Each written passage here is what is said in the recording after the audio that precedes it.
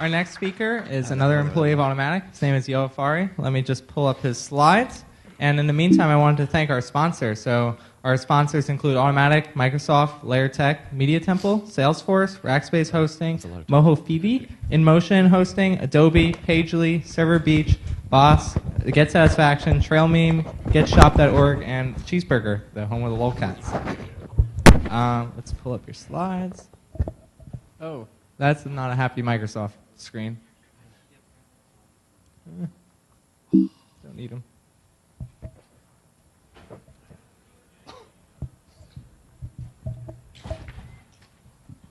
Okay. We're good. Yeah, we are all good. You have 7 minutes. Hi, everyone. My name is Yoav Fari, and I come from Israel. And I'm an happiness engineer with Automatic. And in the next few minutes, I'm going to talk about right-to-left language support in WordPress themes and plugins. So any plugin or theme developers here? OK, cool. So you'll want to hear that. So right-to-left languages, you've probably heard of Arabic and Hebrew and Farsi, which is the language spoken in Iran. You also have Urdu from Pakistan and Uyghur, which is mostly spoken in the western province of China. And there are quite a few other languages like those. Here's a rough map showing you where in the world those languages are used as a primary language. So all in all, about 500 million people use a right-to-left language as their primary language. And you'll want to be able to, you'll want your theme and plugin to be usable to those people. So WordPress probably has the best right-to-left language support from all the content management systems that I know, largely thanks to the contribution by the Persian Farsi team a couple of years ago. So we are all building on top of that. So what it means is that the admin interface and all the default themes are already compatible with right-to-left languages, but we still have problems. So let's look what the problems can be. This is the new default theme 2010 in WordPress 3.0. That's how it looks with English or left-to-right language. Pretty awesome, right? So let's look how it should look in a left-to-right, in a right-to-left language. That's in Hebrew. So you can see that everything is mirrored. That's the way it should look because this theme already has proper right-to-left language support. So if it didn't have, it would look something like that. So you can see, for example, that the sidebar stayed on the right, while we would expect it to be on the left. The site title and the tagline are both on the right, and the post title is left aligned. That's completely messed up and backwards. Unfortunately, that's how most themes on the WordPress.org theme repository look like. In fact, only out of more than 1,000 themes today, only 10 have proper right-to-left language support. So that means that if you're building a theme, you can have a much bigger audience just by adding right-to-left language support. So there's still hope. We can all do that very easily. And we'll now go to see how we do that.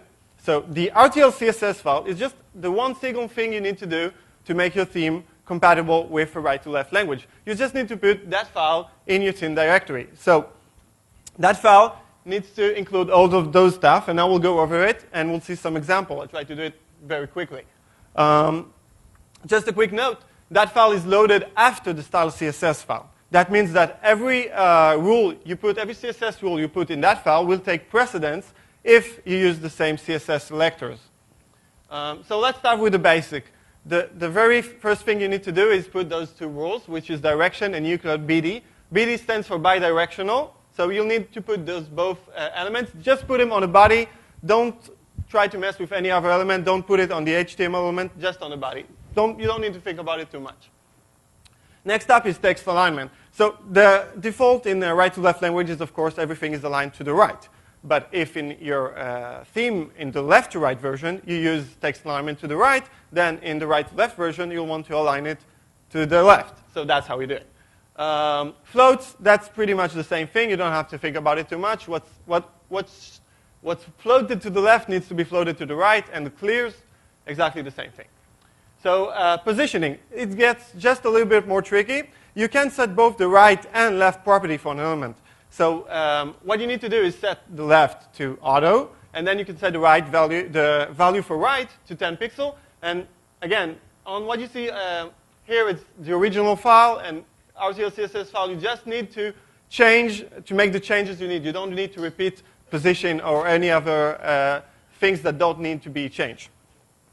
Next up is the box model. So we're talking about margin, paddings, and borders. So for margin left, I'll set the margin left to 0 and set margin right to the same value. For padding, I just switch. Because we're using 4 values, top, right, bottom, left, I'll just switch the right and left value.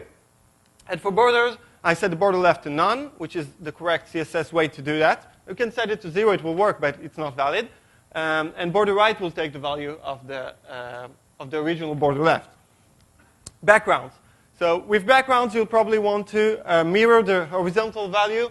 So 0 becomes 100%, and if you have 10%, it becomes 90%. Sometimes you'll want to also mirror the image. If the image is a logo, you won't do that. But if the image is showing, for example, an arrow, you'll want to create a RTL version of that image.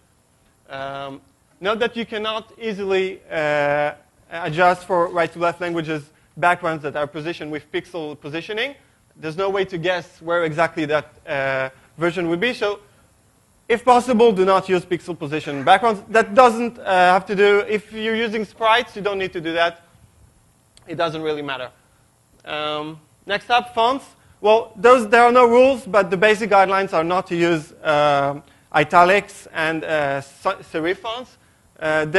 Mostly because that's not part of the right-to-left language typography in general. Right-to-left languages like Arabic and Hebrew can have very complex typography, but the basic elements don't include italic and serif fonts. So if possible, just set it back to the default system fonts for sans serif and no italics.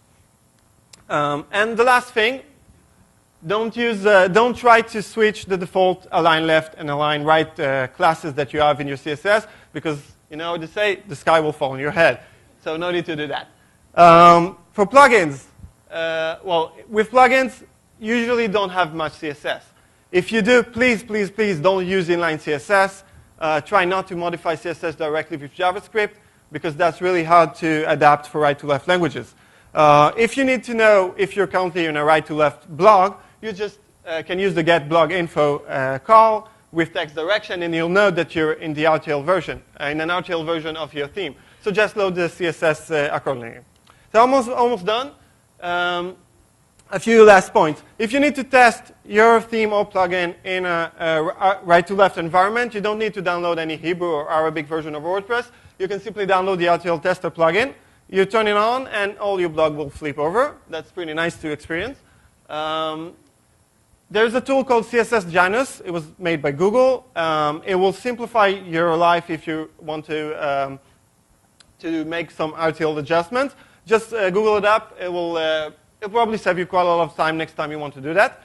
And all you've seen now, I've gone to it very quickly. You can see in the codex, all the information is there. If you have any more questions, I'm around here. I'll be at the Developers Day and the Code Sprint. Thank you very much.